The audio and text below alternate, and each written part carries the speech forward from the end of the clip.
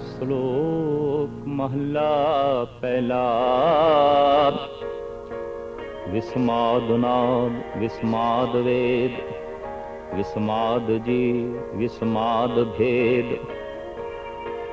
ਵਿਸਮਾਦ ਰੂਪ ਵਿਸਮਾਦ ਰੰਗ, ਵਿਸਮਾਦ ਨਾ ਗਏ ਫਿਰੇ ਜਨ। ਵਿਸਮਾਦ ਪਾਉਣ ਵਿਸਮਾਦ ਪਾਣੀ, ਵਿਸਮਾਦ ਅਗਨੀ ਖੇਡੇ ਵਿਡਾਣੀ। ਵਿਸਮਾਦ ਧਰਤੀ ਵਿਸਮਾਦ ਖਾਣੀ, ਵਿਸਮਾਦ ਸਾਧ ਲਗੇ ਪ੍ਰਾਣੀ।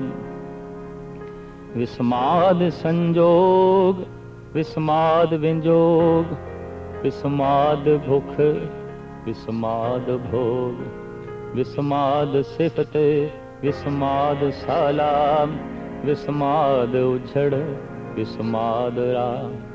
ਵਿਸਮਾਦ ਨੇੜੇ ਵਿਸਮਾਦ ਦੂਰ, ਵਿਸਮਾਦ ਵੇਖੈ ਹਾਜ਼ਰਾ ਹਜੂਰ। ਵੇਖ ਵਿਡਾਣੇ ਰਿਹਾ ਵਿਸਮਾਦੇ, ਨਾਨਕ ਬੁਝਣਾ ਪੂਰੇ ਭਾਗੇ। ਵੇਖ ਵਿਡਾਣ ਰਿਹਾ ਵਿਸਮਾਦੇ, ਨਾਨਕ ਬੁਝਣ ਪੂਰੇ ਭਾਗੇ। ਵਿਸਮਾਦ ਇੱਕ ਉਹ ਅਵਸਥਾ ਜਿੱਥੇ ਮਨੁੱਖ ਦੀ ਸੋਚ ਸ਼ਕਤੀ ਸ਼ਿਥਲ ਹੋ ਜਾਏ, ਅੱਗੋਂ ਸੋਚ ਨਾ ਸਕੇ। ਐਸੀ ਹਾਲਤ ਵਿੱਚ ਜੋ ਅਵਸਥਾ ਬਣਦੀ ਹੈ ਉਹਨੂੰ ਅਚਰਜਤਾ, ਵਿਸਮਾਦ, ਰਹੱਸਮੈ, ਵਿਸਮੈ ਕਰਕੇ ਕਹਿੰਦੇ ਨੇ। ਆਸਾ ਦੀ ਵਾਰ ਦੀ ਜੋ ਇਹ ਤੀਸਰੀ ਪੌੜੀ ਹੈ, ਇਸ ਦੇ ਨਾਲ ਜੋ ਪਹਿਲੇ ਪਾਤਸ਼ਾਹ ਜੀ ਦੇ ਇਹ ਦੋ ਸ਼ਲੋਕ ਨੇ, ਇਹਦੇ 'ਚ ਕਾਦਰ ਦੀ ਤਰਫੋਂ ਵਰਤੀ ਹੈ ਜਿਹੜੀ ਕੁਦਰਤ ਤੇ ਕੁਦਰਤ ਦੇ ਜੋ ਵਿਸਮਾਦਤਾ ਹੈ, ਉਸ ਦਾ ਸਾਹਿਬ ਸ਼੍ਰੀ ਗੁਰੂ ਨਾਨਕ ਦੇਵ ਜੀ ਮਹਾਰਾਜ ਜ਼ਿਕਰ ਕਰਦੇ ਨੇ। ਅਜੋਕੇ ਸਮੇਂ 'ਚ ਵਿਸਮਾਦ ਮਨੁੱਖ ਦੀ ਜ਼ਿੰਦਗੀ 'ਚ ਖਤਮ ਹੁੰਦਾ ਜਾ ਰਿਹਾ ਹੈ, ਕਿਉਂਕਿ ਮਨੁੱਖ ਜਦ ਹੰਕਾਰੀ ਹੋ ਜਾਏ ਤਾਂ ਉਹ ਕਹਿ ਦਿੰਦਾ ਹੈ ਮੈਂ ਸਭ ਕੁਝ ਜਾਣਦਾ। ਜੈਸੇ ਇਹ ਦਾਵਾ ਹੋਵੇ ਕਿ ਮੈਂ ਸਭ ਕੁਝ ਜਾਣਦਾ, ਉੱਥੇ ਵਿਸਮਾਦ ਦਾ ਜਨਮ ਨਹੀਂ ਆਉਂਦਾ, ਉੱਥੇ ਰਹੱਸ ਦਾ ਜਨਮ ਨਹੀਂ ਆਉਂਦਾ, ਉੱਥੇ ਅਚਰਜਤਾ ਪੈਦਾ ਨਹੀਂ ਹੁੰਦੀ। ਹੈਰਾਨ ਕੁਨ ਅਵਸਥਾ ਉੱਥੇ ਬਣਦੀ ਹੈ ਜਦ ਐਸਾ ਮਨੁੱਖ ਸੋਚੇ ਤੇ ਉਸਦੇ ਕੋਲ ਬਾਰੀਕ ਬੁੱਧ ਹੋਵੇ ਕਿ ਮੈਂ ਜੋ ਕੁਝ ਵੇਖਿਆ ਹੈ ਪੂਰਾ ਨਹੀਂ ਵੇਖਿਆ, ਮੈਂ ਜੋ ਕੁਝ ਸੁਣਿਆ ਹੈ ਪੂਰਾ ਨਹੀਂ ਸੁਣਿਆ, ਮੈਂ ਜੋ ਕੁਝ ਸੋਚਿਆ ਹੈ ਪੂਰਾ ਨਹੀਂ ਸੋਚਿਆ, ਮੈਂ ਜਿਤਨਾ ਗਵਨ ਕੀਤਾ ਹੈ ਫਿਰ ਵੀ ਮੈਂ ਪੂਰਾ ਗਵਨ ਨਹੀਂ ਕੀਤਾ। ਮੈਨੂੰ ਜੋ ਕੁਝ ਦਿਖਾਈ ਦੇ ਰਿਹਾ ਹੈ ਇਹ ਇਤਨਾ ਹੀ ਨਹੀਂ, ਇਹ ਹੋਰ ਵੀ ਹੈ, ਇਹ ਹੋਰ ਵੀ ਹੈ।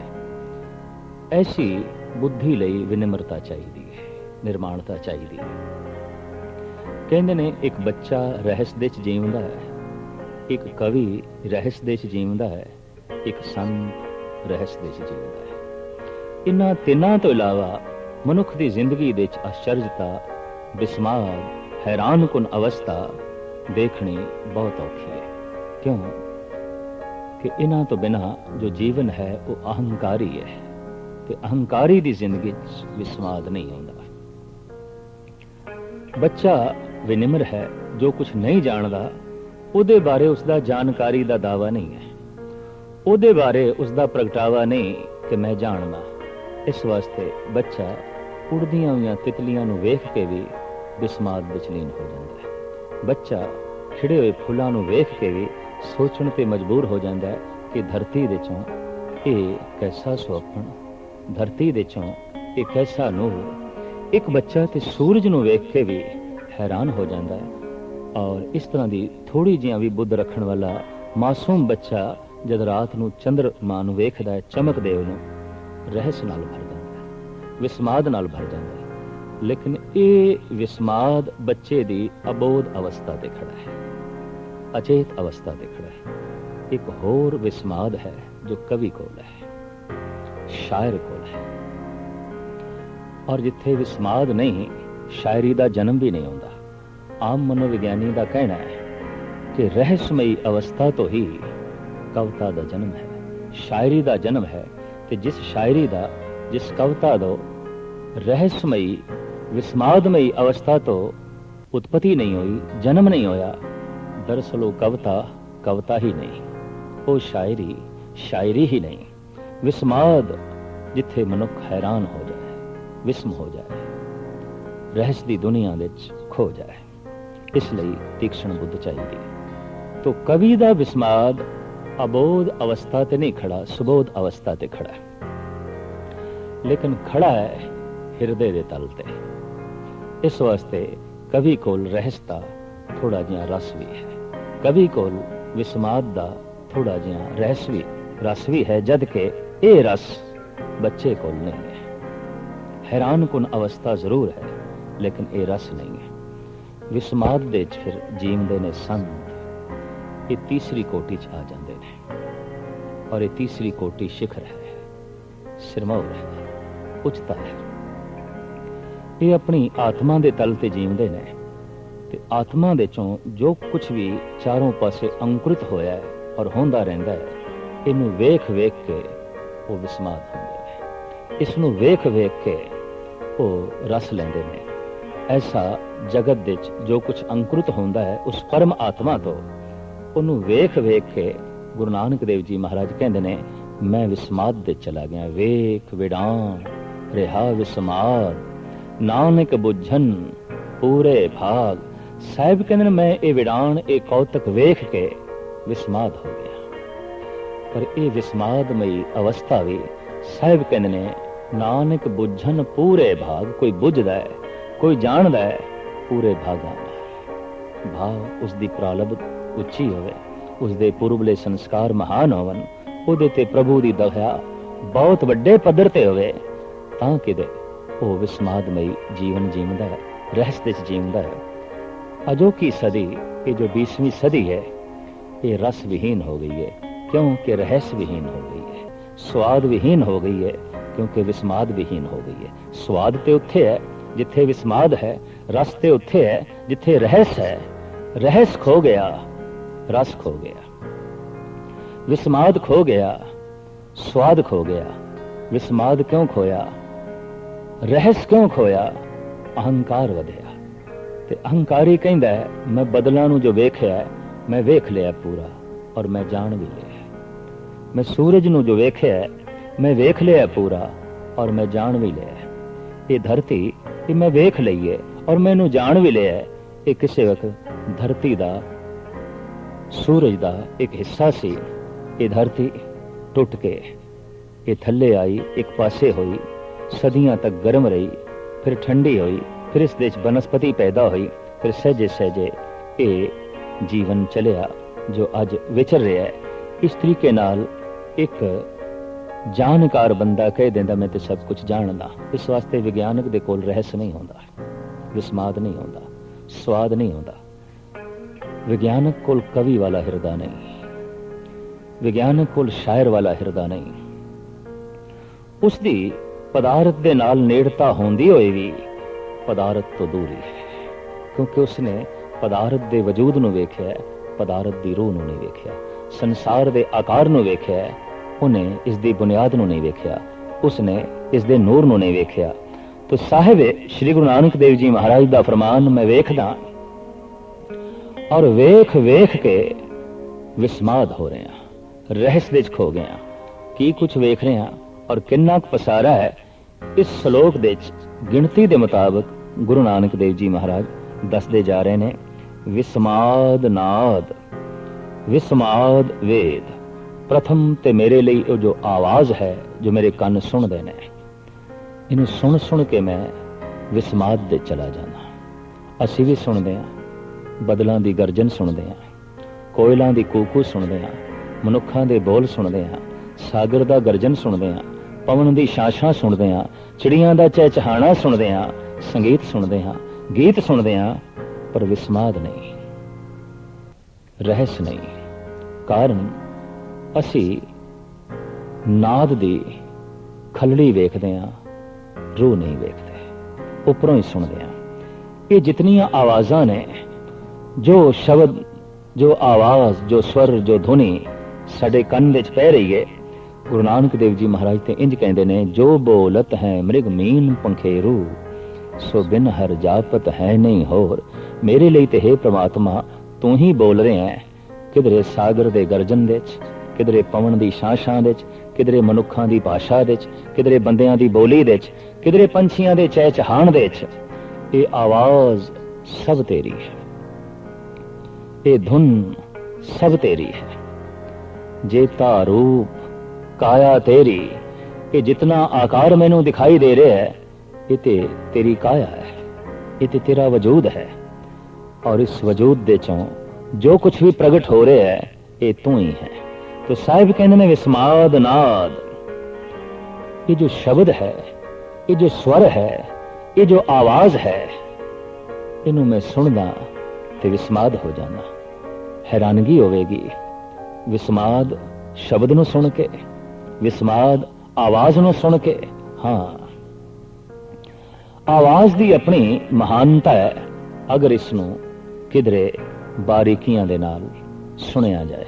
कद किसी ने बारीकी नाल सुनिया गऊ दा बोलना, कद किसी ने बारीकी नाल सुनिया कुत्तियां दा भौंकना, कद किसी ने बारीकी नाल सुनिया शेर दा गरजना ते चिड़ियां दी चहचहाट। हकीकत है जिस दिन किसी ने भी बारीकी नाल सुनिया, बिस्मात तारी हो जाएगा और स्वाद दी गंगा वग तुरेगी। बारीकी नाल ये चारों पासे उमड़दे हुए बोल सुने, आवाज़ां सुनिया, स्वर ध्वनि नूं सुनिया, तां रहस दी दुनिया चों बंदा खो के रस दी दुनिया विच लीन हो जाएगा, आनंद माणेगा, परम रस। तो साहिब कहंदे ने विस्माद नाद, विस्माद वेद विद्या ज्ञान, अनंत प्रकार दा ज्ञान। साडे देश दे 64 प्रकार दी विद्या मनी गई है, लेकिन इसनूं फिर भी थोड़ा जिहा तकसीम करिए तां पदार्थ दा ज्ञान, कला दा ज्ञान, आत्मा दा ज्ञान, इंज 3 तरह दे ज्ञान दे 64 तरह दी विद्या आउंदी है। ते साहिब कहंदे ने जिहड़ी विद्या है, ये जिहड़ा ज्ञान है, इनू भी मैं महसूस जद करदा हां ते विस्माद दे चला जांदा। ज्ञान, सूझ, समझ, ये विद्या, विद्या नू पढ़दे होया जिहड़ा विद्यार्थी विस्माद दे चला जाए, वो संत है। ज्ञान हासिल करदियां करदियां जो विद्यार्थी, जो शागिर्द रहस दी दुनिया विच खो जाए, वो रस दी दुनिया विच लीन होके संत दा रुतबा हासिल कर लैंदा है, भगत दा रुतबा हासिल कर लैंदा है। तो साहिब कहंदे ने मैं इस विद्या नू महसूस करके, चारों पासे बिखरे हुए ज्ञान नू महसूस करके विस्माद हो जाना। और ज्ञान हर एक चीज दे छुपिया होया है, लैण दी समर्था होवे। दरखत दा एक निक्का जिहा पत्ता भी अपने विच बहुत कुछ छुपाई बैठा है, जे असीं उसनूं जानना चाहिए। रेत दा एक निक्का जिहा जरा अपने विच बहुत कुछ समेट के बैठा है, जे असीं खोलना चाहिए। सागर, सूरज दी किरण, चंद्रमा, मनुख, वनस्पति, पशु, पंखी, हर एक ज्ञान दे सागर ने। चारों पासे ज्ञान दा उमड़िया होया सागर है। मनुख अगर यतन करे तो इस सागर दे चों कुछ एक अमृत दे घुट पान करके रहस दी दुनिया दे खो सकदा है, रस दा आनंद माण सकदा है। तो साहिब कहंदे ने मैं जद विद्या नूं महसूस करदा जो चारों पासे बिखरी पई है, ज्ञान नूं महसूस करदा जो जर्रे जर्रे विच मौजूद है, तां मैं विस्माद हो जांदा। विस्माद जी, विस्माद भेद। फिर मैं वेखदा जीवां नूं और जीवां दे भेद नूं, मैं ते विस्माद हो जाना। एक चिड़ी तोते नाल मेल नहीं खांदी, तोता कौवे नाल मेल नहीं खांदा, कौआ इल नाल मेल नहीं खांदी, इल बाज नाल मेल नहीं खांदा, बाज कबूतर नाल मेल नहीं खांदा, और इसे तरीके नाल कबूतर कोयला नाल मेल नहीं खांदा। सिर्फ है आकार का भेद नहीं है, और भी बारीक भेद है। सारे कुत्ते भी एक जैसे नहीं है, सारे शेर भी एक जैसे शेर नहीं है, ਸਾਰੀਆਂ ਬੱਕਰੀਆਂ ਵੀ ਇੱਕ ਜੈਸੀਆਂ ਬੱਕਰੀਆਂ ਨਹੀਂ ਨੇ, ਸਾਰੀਆਂ ਭੇਡਾਂ ਵੀ ਇੱਕ ਜੈਸੀਆਂ ਭੇਡਾਂ ਨਹੀਂ ਨੇ, ਔਰ ਸਾਰੇ ਮਨੁੱਖ ਵੀ ਇੱਕ ਜੈਸੇ ਮਨੁੱਖ ਨਹੀਂ ਨੇ, ਸਾਰੇ ਦਰਖਤ ਵੀ ਇੱਕ ਜੈਸੇ ਦਰਖਤ ਨਹੀਂ ਨੇ। ਸਾਹਿਬ ਕਹਿੰਦੇ ਨੇ ਜਦ ਮੈਂ ਜੀਵਾਂ ਨੂੰ ਵੇਖਦਾ ਜੋ ਬਨਸਪਤੀ ਦੇ ਚ ਨੇ, ਪਸ਼ੂ ਪੰਖੀਆਂ ਦੇ ਚ ਨੇ, ਕੀੜੇ ਮਕੌੜਿਆਂ ਦੇ ਚ ਨੇ, ਤੇ ਫਿਰ ਮੈਂ ਇਹਨਾਂ ਦੇ ਭੇਦ ਵੇਖਦਾ। ਬੜੀ ਦੂਰੀ ਹੈ, ਆਪਸ ਦੇ ਚ ਕੋਈ ਮੇਲ ਹੀ ਨਹੀਂ। ਬੱਕਰੀ ਦਾ ਕੀ ਮੇਲ ਹੈ ਗਊ ਨਾਲ, ਤੇ ਗਊ ਦਾ ਕੀ ਮੇਲ ਹੈ ਸ਼ੇਰ ਦੇ ਨਾਲ, ਤੇ ਸ਼ੇਰ ਦਾ ਕੀ ਮੇਲ ਹੋ ਸਕਦਾ ਹੈ ਹਾਥੀ ਨਾਲ, ਤੇ ਹਾਥੀ ਦਾ ਕੀ ਮੇਲ ਹੋ ਸਕਦਾ ਹੈ ਘੋੜਿਆਂ ਨਾਲ। ਇਹ ਤੇ ਬੜੀ ਦੂਰੀ ਹੈ, ਭੇਦ ਹੈ। ਸਾਹਿਬ ਕਹਿੰਦੇ ਨੇ ਐਸਾ ਜਦ ਮੈਂ ਸੰਸਾਰ ਦੇ ਚ ਭੇਦ ਵੇਖਦਾ, ਇੱਕ ਦਰਿਆ ਦਾ ਦੂਸਰੇ ਦਰਿਆ ਨਾਲ ਕੀ ਮੇਲ ਹੈ, ਇੱਕ ਪਹਾੜ ਦਾ ਦੂਸਰੇ ਪਹਾੜ ਨਾਲ ਕੀ ਮੇਲ ਹੈ, ਇੱਕ ਗ੍ਰਹਿ ਨਛੱਤਰ ਤਾਰੇ ਸਿਆਰੇ ਦਾ ਦੂਜਿਆਂ ਨਾਲ ਕੀ ਮੇਲ ਹੈ। ਦੂਰੀਆਂ, ਭੇਦ। ਇਸ ਭੇਦ ਨੂੰ ਜਦ ਮੈਂ ਵੇਖਦਾ ਤਾਂ ਵਿਸਮਾਦ ਤਾਰੀ ਹੁੰਦਾ ਹੈ। ਇਹ ਭੇਦ ਆਪਾਂ ਵੀ ਰੋਜ਼ ਵੇਖਦੇ ਹਾਂ, ਚਾਰੋਂ ਪਾਸੇ ਸਾਨੂੰ ਦਿਖਾਈ ਦਿੰਦਾ ਹੈ। ਬੰਦੇ ਬੰਦੇ ਵਿੱਚ ਭੇਦ ਹੈ, ਮਨੁੱਖ ਮਨੁੱਖ ਦੇ ਵਿੱਚ ਅੰਤਰਾਲ ਹੈ। ਸਾਰਾ ਜੀਵਨ, ਸਾਰੇ ਜੀਵ, ਮਹਾਰਾਜ ਕਹਿੰਦੇ ਨੇ ਇਹਨਾਂ ਦੇ ਵਿਚਕਾਰ ਇੱਕ ਭੇਦ ਦੀ ਦੀਵਾਰ ਹੈ। ਇਹ ਭੇਦ ਚਾਹੇ ਰੰਗ ਦਾ ਹੈ, ਰੂਪ ਦਾ ਹੈ, ਜ਼ਾਤ ਦਾ ਹੈ, ਪਾਤ ਦਾ ਹੈ, ਨਸਲ ਦਾ ਹੈ, ਔਰ ਇਸ ਤੋਂ ਇਲਾਵਾ ਮਨੁੱਖੀ ਦੁਨੀਆ ਵਿੱਚ ਭਾਸ਼ਾ ਦਾ ਹੈ, ਮਜ਼ਹਬ ਦਾ ਹੈ। ਗਰਜ਼ ਕੇ ਹਰ ਜੀਵਾਂ ਵਿੱਚ ਭੇਦ ਹੈ। ਰੇਸ਼ਮ ਦੇ ਕੀੜੇ ਬਿਸ਼ਟਾ ਦੇ ਕੀੜੇ ਜੈਸੇ ਨਹੀਂ ਨੇ, ਬੜਾ ਭੇਦ ਹੈ। ਜਦਕਿ ਰੇਸ਼ਮ ਦਾ ਕੀੜਾ ਵੀ ਕੀੜਾ ਹੈ, ਬਿਸ਼ਟਾ ਦਾ ਕੀੜਾ ਵੀ ਕੀੜਾ ਹੈ, ਪਰ ਬਹੁਤ ਵੱਡਾ ਭੇਦ ਹੈ, ਬਹੁਤ ਵੱਡੀ ਆਪਸ ਵਿੱਚ ਖੜੀ ਦੀਵਾਰ ਹੈ। ਇਸੇ ਤਰੀਕੇ ਨਾਲ ਮਨੁੱਖਾਂ ਦੇ ਤਲ ਤੇ ਭੇਦ ਹੈ। ਤਾਂ ਸਤਿਗੁਰਦੇਵ ਜੀ ਮਹਾਰਾਜ ਕਹਿੰਦੇ ਨੇ ਵਿਸਮਾਦ ਜੀ, ਵਿਸਮਾਦ ਭੇਦ, ਵਿਸਮਾਦ ਰੂਪ, ਵਿਸਮਾਦ ਰੰਗ। ਫਿਰ ਮੈਂ ਰੂਪ ਵੇਖਦਾ, ਚਾਰੋਂ ਪਾਸੇ ਬਿਖਰਿਆ ਹੋਇਆ, ਪੰਛੀਆਂ ਦਾ ਰੂਪ, ਮਨੁੱਖਾਂ ਦਾ ਰੂਪ, ਪਸ਼ੂਆਂ ਦਾ ਰੂਪ, ਤੇ ਫਿਰ ਇਹਦੇ ਤੇ ਚੜਿਆ ਹੋਇਆ ਮੈਂ ਰੰਗ ਵੇਖਦਾ। ਕੋਈ ਕਿਸੇ ਰੰਗ ਦਾ, ਕੋਈ ਕਿਸੇ ਰੰਗ ਦਾ, ਤੇ ਕਿਸੇ ਨੂੰ ਤੇ ਕਈ ਕਈ ਰੰਗ ਦੇ ਦਿੱਤੇ। ਇੱਕ ਇੱਕ ਮੱਛੀ ਦੇ ਕਈ ਕਈ ਰੰਗ ਦੇਖਣ ਨੂੰ ਮਿਲਦੇ ਨੇ, ਇੱਕ ਇੱਕ ਪਕਸ਼ੀ ਦੇ ਕਈ ਕਈ ਰੰਗ ਦੇਖਣ ਨੂੰ ਮਿਲਦੇ ਨੇ। ਔਰ ਮਨੁੱਖ ਅਗਰ ਥੋੜਾ ਜਿਹਾ ਵੀ ਧਾਰਮਿਕ ਹੈ ਤੇ ਬਾਰੀਕ ਬੁੱਧ ਰੱਖਦਾ ਹੈ, ਵਿਸਮਾਦ ਤਾਰੀ ਹੋਏ ਬਿਨਾ ਰਹਿ ਨਹੀਂ ਸਕੇਗਾ। ਹੇਮਕੁੰਡ ਦੀ ਯਾਤਰਾ ਦੇ ਸਮੇਂ ਇੱਕ ਉਦਾਸੀ ਮਹਾਤਮਾ ਨੇ ਰਸਤੇ ਵਿੱਚ ਬੈਂਗਣਾ ਦੇ ਇੱਕ ਖੇਤ ਨੂੰ ਵੇਖ ਕੇ ਉਹਦੇ ਨੇਤਰ ਸੱਜਲ ਹੋਏ ਤੇ ਬੈਂਗਣ ਨੂੰ ਗਲਵਕੜੀ ਚ ਲੈ ਲਿਆ, ਉਹਦੇ ਬੂਟੇ ਨੂੰ। ਆਮ ਲੋਕਾਂ ਦੀ ਦ੍ਰਿਸ਼ਟੀ ਗੋਚਰ ਜਦ ਇਹ ਘਟਨਾ ਹੋਈ ਤੇ ਇੰਜ ਮਹਿਸੂਸ ਹੋਇਆ ਜੈਸੇ ਕਿ ਪਾਗਲ ਹੈ, ਲੇਕਿਨ ਨਹੀਂ, ਉਹਦੀ ਰਸਨਾ ਤੋਂ ਬੋਲ ਨਿਕਲ ਰਹੇ ਸਨ। ਬਲ ਬਲ ਜਾਉਂ ਸ਼ਾਮ ਸੁੰਦਰ ਕੇ ਅਕਥ ਕਥਾ ਜਾਂ ਕੀ ਬਾਤ ਸੁਣੀ।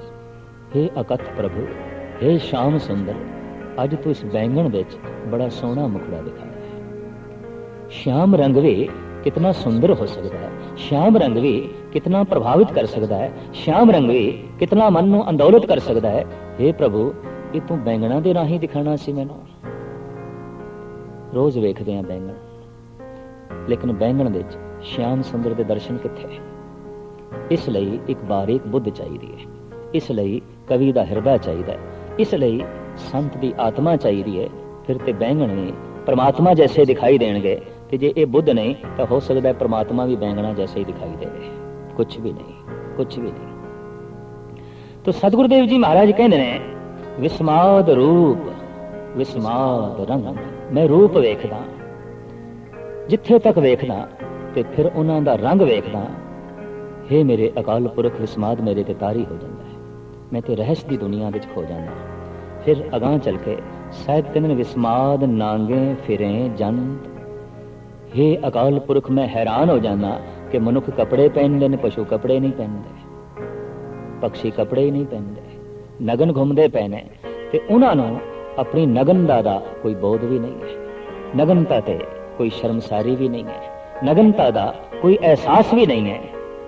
ਜਦ ਕਿ ਅਸੀਂ ਰੋਜ਼ ਇਹ ਨੰਗੇ ਪਸ਼ੂ ਵੇਖਦੇ ਹਾਂ, ਕਦੀ ਵਿਸਮਾਦ ਤਾਰੀ ਨਹੀਂ ਹੋਇਆ। ਬਾਰੀਕ ਬੁੱਧ ਚਾਹੀਦੀ। तो साहिब श्री गुरु नानक देव जी महाराज का फरमान, विस्माद नांगे फिरे जन, विस्माद पाऊं विस्माद पानी, विस्माद अग्नि खेडे विडाणी। साहिब कहते ने वगदी हुई पौन नूं वेख के मैं विस्माद दी दुनिया विच खो जाना। इसनूं महान कवि सूरबीर संत गुरु गोबिंद सिंह जी महाराज अकाल उस्तत दे इंज बयान करते हैं। कहूँ पवन होए के बहे बेग ऐसे, कहे मोह न आवे कथों ताहे कैसे। हे प्रभु, किधरे तू पवन बन के जद मैनू स्पर्श करके लंघ जाना है, जद मैनू छू करके लंघ जाना है, तो ये छूना मैनू बहुत बड़ा सुख दे जाता है। गर्मी है, पसीना आ रहा है, तो पवन छू के लंघ गई है। एक संसारी नू तो ऐसा महसूस होगा, हवा का झोंका आया है, कुछ ताजगी दे गया। एक कवि नू कुछ होर ढंग नाल महसूस होगा, पर जिहड़ा एक संत है उन्हें तो कहना, हे प्रभु तू अज छू के लंघे है, बड़ा सुख दे गया। तू छू के लंघे है, मेरा पसीना सुख गया है। तू मैनू स्पर्श करके लंघे है, तू मेरे अज गलवकड़ी च लगे है। पवन भी परमात्मा है, जबकि कईयां लई ते हो सकता है परमात्मा भी सिर्फ वगदी हुई हवा ही होवे और कुछ नहीं। नहीं, संत लई ते वगदी हुई पवन ये ते परमात्मा है। चारों पासे परमात्मा छू रहा है, सानू स्पर्श कर रहा है, किधरे पवन के रूप में, किधरे धरती के रूप में, किधरे सूरज दीयां किरणां के रूप में, किधरे होर अदृश्य तरंगां के रूप में, चारों पासे सानू छू रहा है। पर एक बदकिस्मती है, असी उसनू नहीं छू रहे। असी अखां बंद कर लेने हैं, असी अपने हिरदे दे उत्ते एक बहुत वड्डा पत्थर रख लेने हैं, फिर भी सानू छू रहे हैं। ਉਹਦੀ स्पर्शता का बोध क्यों नहीं हो रहा? क्योंकि बुद्धि विकसित नहीं हुई। गुरु जन पास आना, सतसंग दे च आना, इसका मुख मकसद जिहड़ा है वो इतना ही है कि हार परयो स्वामी के द्वारे दीजे बुद्ध विवेका। हे प्रभु, वो विवेक बुद्ध मैनू दे कि चारों पासे तू जिहड़ा मैनू छू रहे हैं, इसका मैनू बोध हो जाए, इसका मैनू पता चल जाए। ऐसा भी हो सकता है कि मां बाप दा हाथ जो सिर पे पे है, अगर बंदा रहस्वादी है तो ऐसा सोचेगा अज ते परमात्मा ने असीस दे दी, अज ते ईश्वर ने असीस दे दी। मां दे रूप विच, पिता दे रूप विच, गुरु दे रूप विच, उस्ताद दे रूप विच असीस ते चारों पासे मिल रही है। पात्रता होनी चाहिए, योग्यता होनी चाहिए, बोध होना चाहिए। तो साहिब कहंदे ने, हे प्रभु तू किधरे पवन रूप विच मैनू छू रहे हैं, मैनू ताजगी दे रहे हैं, मैनू जिंदगी दे रहे हैं, और इस वगदी हुई पवन नू वेख के मैं विस्माद हो जाना। विस्माद पाऊं विस्माद पानी।